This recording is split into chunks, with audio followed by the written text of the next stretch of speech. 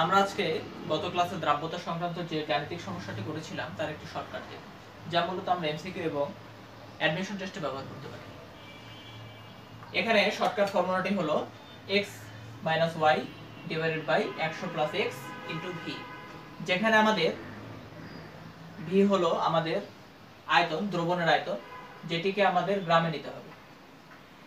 x হলো আদি দ্রাব্যতা, y হলো শেষ দ্রাব্যতা। এই ম্যাপটিতে আমাদের আদি দ্রাব্যতা কত, x এর মান কত, আমরা 25 ডিগ্রি সেলসিয়াস তাপমাত্রায় শীতল করলে বলেছি, অর্থাৎ এটি হবে শেষ দ্রাব্যতা। তাহলে আমাদের 50 ডিগ্রি সেলসিয়াস তাপমাত্রার জন্য যে দ্রাব্যতাটি ছিল সেটি হবে আদি দ্রাব্যতা। তাহলে x এর মান হবে 60। y এর মান কত হবে? তাহলে y এর মান হবে 40। আমরা ফর্মুলাটি বসিয়ে দেই, 100 + 60 * v এর মান আমাদের গ্রামে দেওয়া আছে, আমরা বসিয়ে দিলাম 100। যদি আমরা এটিকে সমাধান করি তাহলে আমরা পাবো 12.5 গ্রাম। তাহলে এটি হলো আমাদের নির্ণয় সমাধান। এর মাধ্যমে, এই শর্টকাট ফর্মুলাটির মাধ্যমে আমরা অতিরিক্ত দ্রব এবং কেলাসিত দ্রবের ভর বের করতে পারব। এখন আমরা আলোচনা করব দ্রাব্যতার গুণফল সম্পর্কে। নির্দিষ্ট তাপমাত্রায় কোনো তড়িৎ বিশ্লেষ্য লবণে সম্পৃক্ত দ্রবণে উৎপন্ন আয়ন সমূহের গ্রাম প্রতি লিটার অথবা মোল প্রতি লিটার এককে ঘনমাত্রার গুণফলকে বলা হয় সংশ্লিষ্ট লবণের দ্রাব্যতার গুণফল। দ্রাব্যতার গুণফলকে মূলত আমরা কেএসপি দ্বারা প্রকাশ করে থাকি।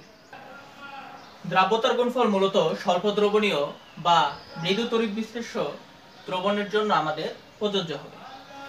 আমরা একটি উদাহরণ নেই। যদি এবি একটা মৃদু তড়িৎ বিশ্লেষ্য লবণ হয়, সেই লবণ থেকে একটি মুক্ত আয়ন A+ এবং আরেকটি আয়ন B- উৎপন্ন হবে। এখন দেখো, তাহলে দ্রাব্যতার গুণফল কেএসপি কত হবে? কেএসপি হবে এই লবণটির ঘনমাত্রা। এই লবণটির ঘনমাত্রাকে আমরা যদি ধরি x এবং এই লবণটির ঘনমাত্রাকে যদি ধরি y, তাহলে আমরা লিখতে পারি x⁴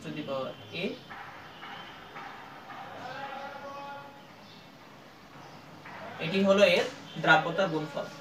অর্থাৎ এখানে যেটি সহগ হিসেবে থাকবে সেটিকে আমরা তার ঘনমাত্রার সাথে একবার গুণ দেব এবং এটিকে পাওয়ার করে দেব।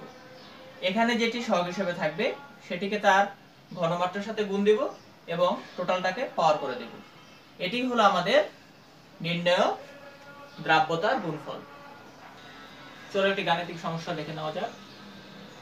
এখানে আমাদের একটি লবণ দেওয়া আছে Ag2CO3, এর কেএসপি এর মান দেওয়া আছে। কেএসপি মানে কি? দ্রাব্যতার গুণফল দেওয়া আছে এবং এর দ্রাব্যতা নির্ণয় করতে বলা হয়েছে।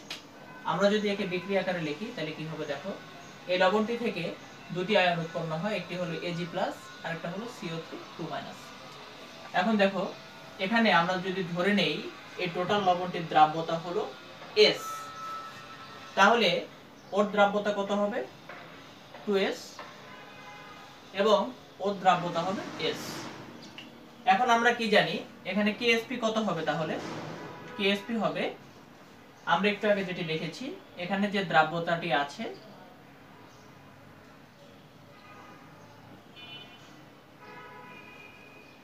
তাকে আমরা স্কয়ার করে দেব ইনটু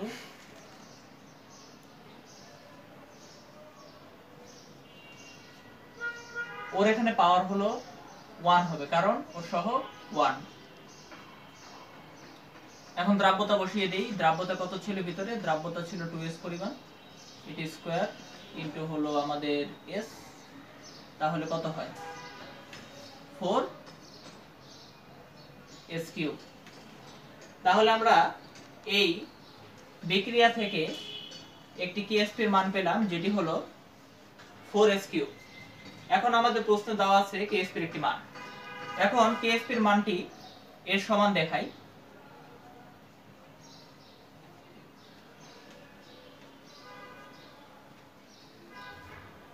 তাহলে সুতরাং এখান থেকে আমরা s এর মান বের করে নিতে পারি।